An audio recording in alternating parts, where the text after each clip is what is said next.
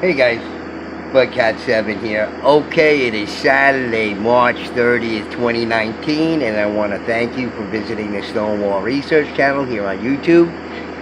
Thank you very much. I very much appreciate it, guys. I know you got a lot of videos to watch, so do I.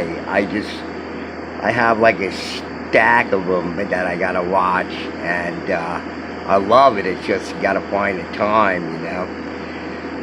Alright guys, well today for you got a little game, and this is about an article on the Sayhuite Monument, which is at a site that's like 3 hours away from Cusco in Peru. And you've probably seen the monolith there. Okay. If you subscribe to Brian Forster or you watch some History Channel stuff or whatever, you're probably familiar with this thing. And I have an interesting article about it, but it sort of asks the question, can you solve the mystery of the 200 designs carved by a forgotten creator? So they're asking us, you know, if you can solve it. So if you think you know what it is, put it in the comments down there, because I'd be interested in hearing, you know, what people think of this thing. And I'll tell you what I think it is. And, you know, I think there's more than one possibility, or maybe even a combination of possibilities, but I'll tell you what I think it is. But in the meanwhile, you think about this thing, okay? And before we get into the article here, just a sort of little situational comedy here. As you guys know, some of you guys know, or you may not know, I'm in the food service industry. You may have seen my video about the giant carrots that I found at work. And then I julienned them up real quick so people could have a nice meal at the Thai restaurant that I work at. And I just found this funny. I don't know, you guys tell me. This is just an aside, just a humorous aside to this. But it's funny. We have red snapper at the restaurant. And I just found this funny, you know, I find it funny every single time, but tonight was just topped it all off because, you know, we make this great, you know, grilled red snapper Thai style. And I like this picture here. It shows him eating with like a pirate's fork. Arr, matey. Scott Mutler. Got me red snapper. So in any case, every time this comes back from the dining room, it's like this, okay? Every single time, like 100% of the time, it comes back like this. Of course, it's eaten down to the bone and just the head is left. But it always comes back like this. Like it's like a murder scene or something like that. Or, you know, oh, poor Yurik. You know, it always comes back like this, and it's like, you know, it's like, what are the people thinking? I don't know. I'd be like, I hate you. You know, but I'd be like, what are you looking at? You fish? I was hungry. What do you want from me? You taste good. What can I tell you? I was hungry. Stop looking at me. I don't know. 100% of the time it comes back from the dining room that way. Anyway, let's get to this article, guys, because it's an interesting article, and this thing is certainly one of the most interesting things I've ever seen. So let's get to it. All right?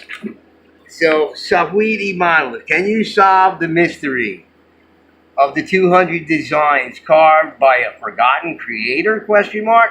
Long ago, forgotten artists put their blood, sweat, and possibly even tears into creating more than 200 designs on a monolith in what is now Peru. They carefully engraved the forms of reptiles, felines, shellfish, and frogs, and then surrounded the sacred animals with terraces, ponds, river tunnels, and irrigation canals. The exact purpose and meaning behind Sayhuite is a pre-Columbian archaeological site located in Abique, a province in the southern central Peruvian region of Apurimac. This site has been dated to the period of the Inca Empire, which flourished between the 15th and 16th centuries AD. Compared to other Incan sites, little has been left from the time of the Incas at Sayhuite. The most noteworthy object at Sayhuite is the Sayhuite monolith, a mysterious boulder with lots of little carvings on it. Okay. Another angle of it. Okay, the name Sayhuite is said to have its origins in the Quechua word Sayhuata, which translates as a place of orientation. Located on the top of a terraced hill called Concacha, the site was once home to an enclosed sanctuary. All that remains of this sanctuary today is its raised platform on which the Sayhuite monolith may be found. According to some scholars, this site was one of the 4 sanctuary oracles of Apurimac, also known as the sons, quote unquote, of Pachacamac. There is, however, at present, a lack of archaeological evidence to establish the veracity of this claim. Okay, so they think it, belongs to the this legend of the sons of Pachacamac, and they have no idea. Is the bottom line. Alrighty then. Here's the site. Okay, there in this province out there, and 3 hours away from Cusco. And kind of hard to see with this little tiny picture here. See if I can get a little bit bigger. There we go. A little bit better. And there's the monolith there, and you can see this Inca-style stone working here. I haven't looked thoroughly at the site to see if there's any sort of megalithic stuff going on, but it's almost like 9 times out of 10, at least nearby, there's going to be some megalithic stuff. And it's almost similar in that respect to the northeast here of North America, where you find, these megalithic monument things, whatever they are, dolmen, all the different kind of, stone things that are built in the northeast, and, nearby are these more Neolithic things. These dolmen and other sort of constructions and whatever they may be. All right. The Sayhuite monolith is not the only carved stone in the area. In the valley below the site, there are a group of carved boulders known collectively as Rumihuasi, which means stone house. The carvings on the Rumihuasi monolith may be described as geometric and consist of either steps and or canals. The Sayhuite monolith, on the other hand, contains not only carvings that are geometric in design, but also zoomorphic ones. Therefore, whilst it's not the only carved rock in the area, it is undeniably the most unique one. The Sayhuite monolith measures about 2 meters in length and 4 meters in width.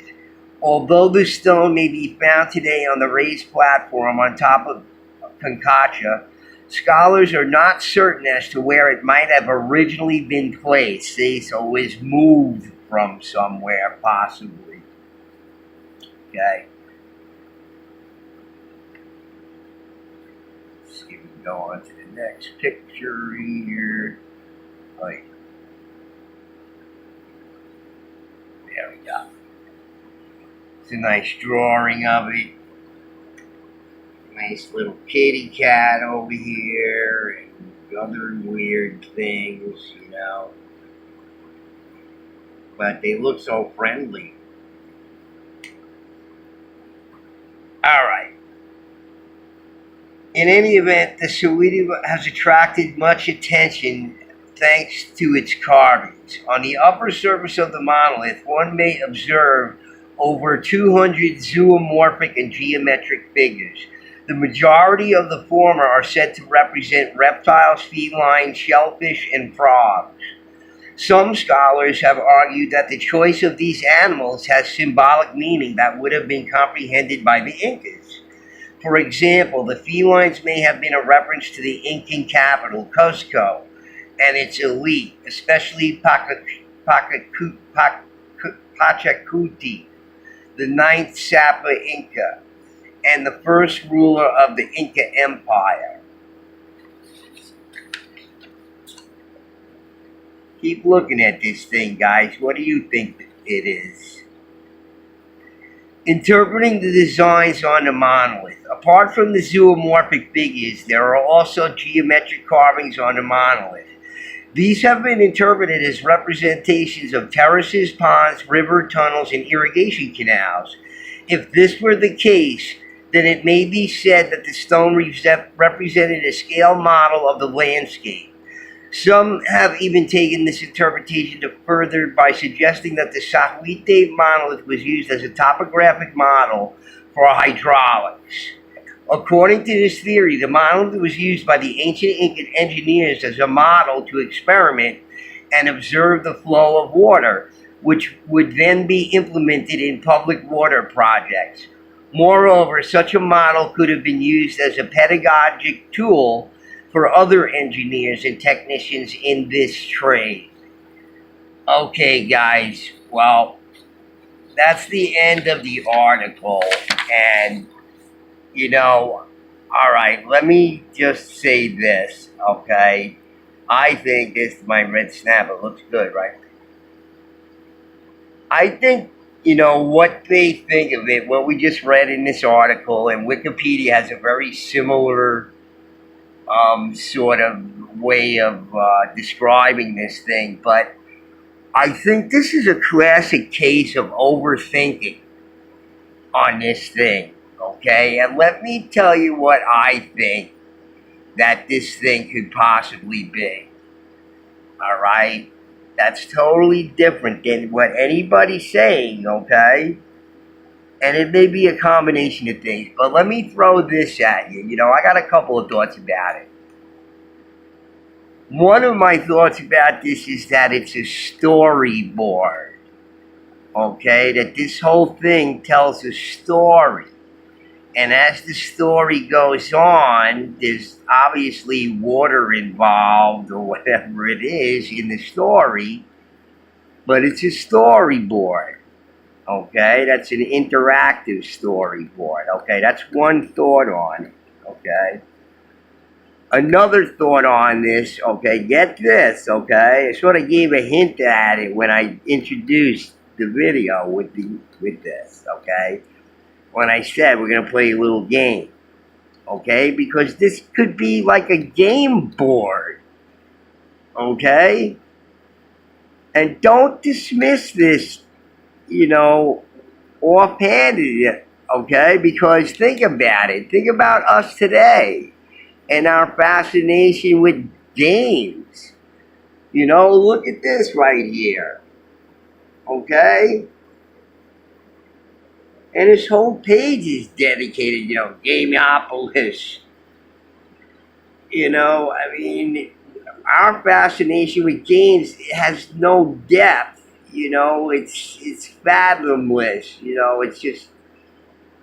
It's the great abyss. We could just go on with games and games and games and games and games and games. So think about it like this. Okay? It's a game that you play. Okay? And there's water involved or whatever. Maybe, you go up these steps over here and you land on the fifth step. Oops. There's a great cataclysm. And you get washed down to the bottom. Your plate or a piece of paper or whatever it is. I don't know. I'm just saying.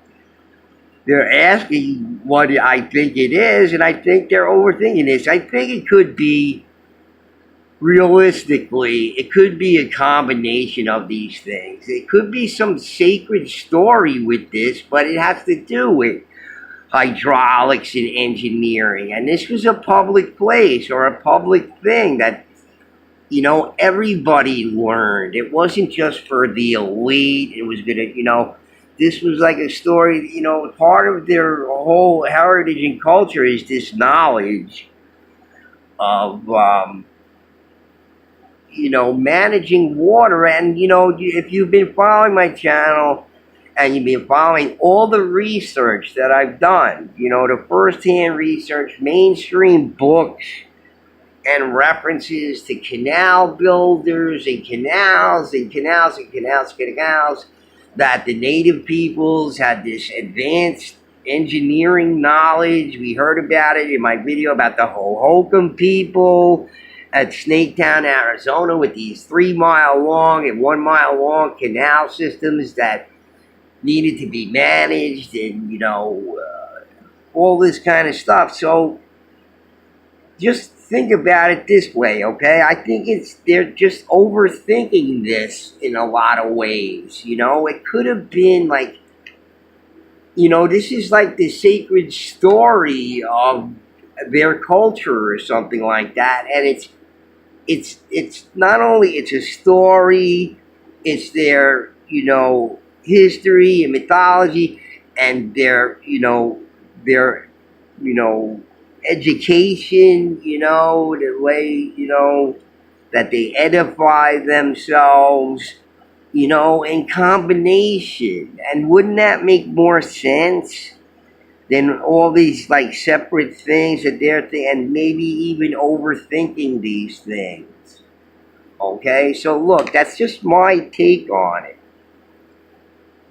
I think a lot of times people just sort of, they want to overthink things for different reasons, whether you're pro or con, alternative or not, or that doesn't even matter. It just, for all we know, this is like a game or something like that, just, you took your turns at it, when your number was up. And, these people were very polite, and, they took turns and whatnot, Because look at all of this stuff here, man. It looks like, Milton Bradley's Mousetrap, or, Rube Goldberg or something like that,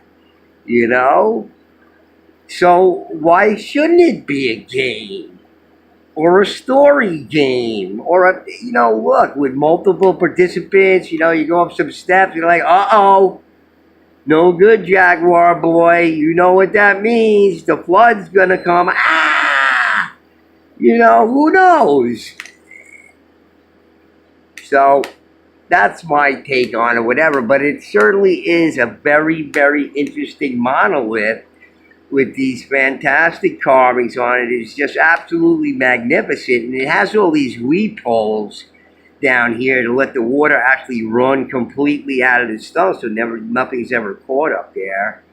It's always dry. But wouldn't it be cool, you roll some dice and you make a move. Okay, well, here's this waterfall, and you pick a card, and who knows? I don't know. I'm just thinking outside the box. They don't know what it's for, so why not? All right? So anyway, guys, I hope you liked the video. I made it a short one. And if you liked it, please hit the like button, all right? Tell me what you think in the comments below. Please do. I want to hear what people want to say about it. All right? All right, guys. Buckcat 7 signing out. Peace.